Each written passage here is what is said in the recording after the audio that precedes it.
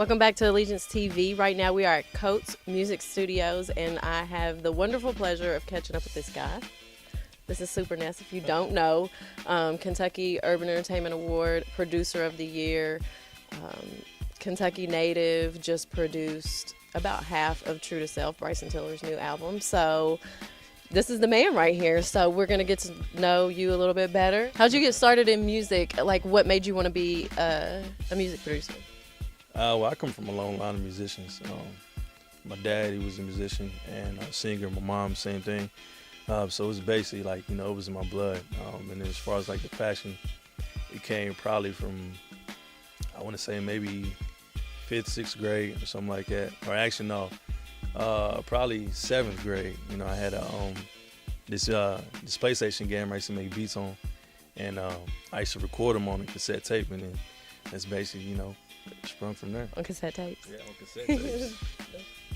I remember when we used to listen to the radio with the cassette on record with pause, and then when your song came on, you would hit pause real quick. Yeah, that's how we grew up. So once you started doing music and becoming a producer, who were some of your biggest influences that got you going in the game? Definitely, like Quincy. As far as like, you talking about just people who was already established, or just like just people? Both. Whoever like inspired you or helped you along the way.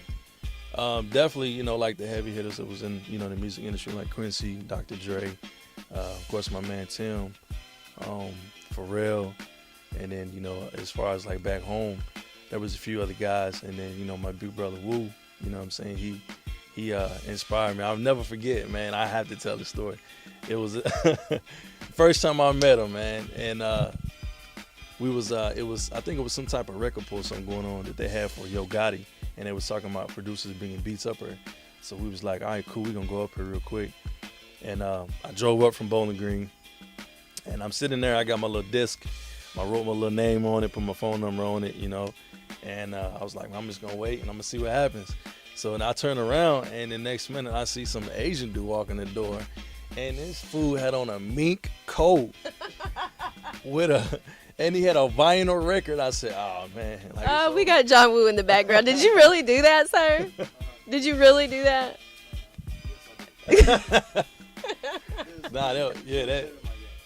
And from then on, I was like, yo, I got to find out who this dude is. You know what I'm saying? And then from there, just, we became brothers. Do you have a picture of that? Because if so, I'm going to lay it over the video. Okay, so definitely, the biggest news right now, True to Self. #1 on the Billboard charts, and you did about half of the project? Yeah, I did 9 joints on there, yeah. And so tell us how that came about, how you linked up with Bryson and got that project started. It's actually funny. I didn't do no extra. I didn't, have to, jump over anybody. I have to do nothing, super crazy. I sent the DM, and I like to do my homework. I like to figure out who's who.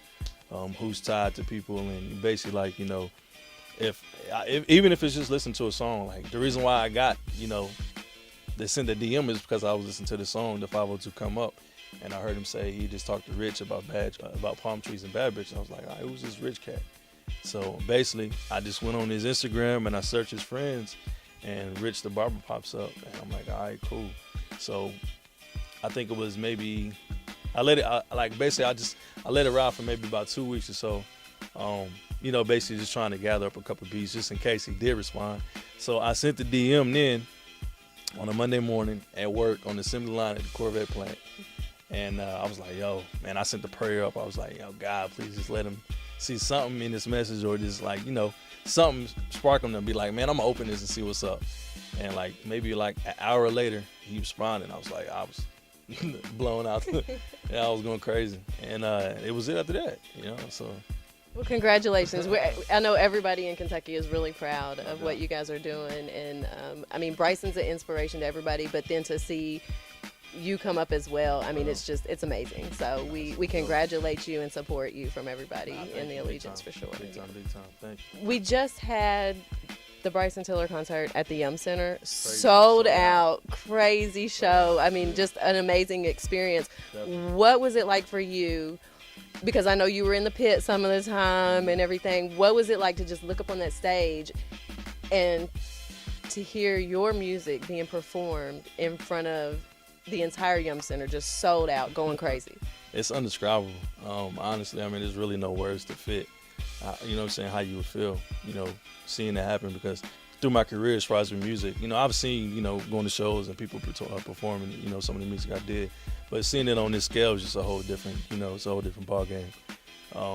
It's just mind blowing. So how's it feel to be from Kentucky, which is basically one of the most overlooked places in the hip hop industry, and then you come out of Kentucky and become so successful on such a large scale? I mean, what does that feel like? It definitely feels amazing. It's like I always tell most of the people that I run into, and just like, you know, close friends, it's like, it's about how bad you want it. You know, so you can sit there and make excuses, or you can sit there and, you know, and try to be like, man, it's, you know, the people where I'm at, or, you know, it's where I come from, people don't want to, you know, come together and collaborate. You know, it's about how bad you want it, you know what I'm saying? So just going out there and getting it, you know what I mean, is what I had to do, you know what I'm saying, basically, like, to get in the position that I'm in right now.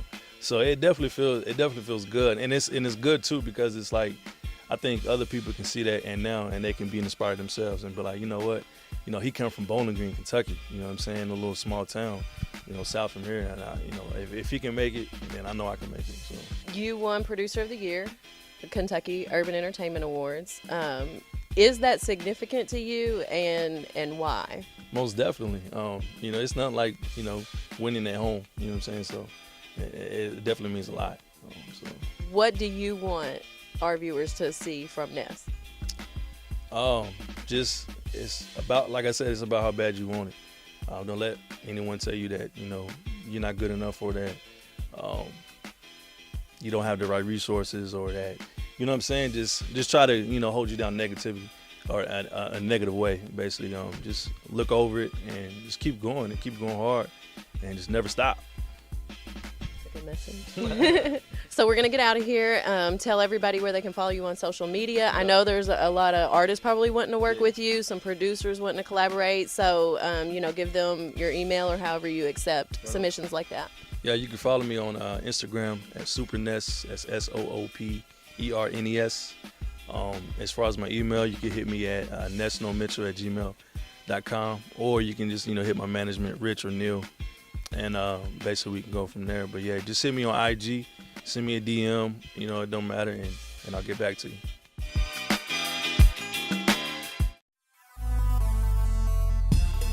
Are you a recording artist or have a creative persona?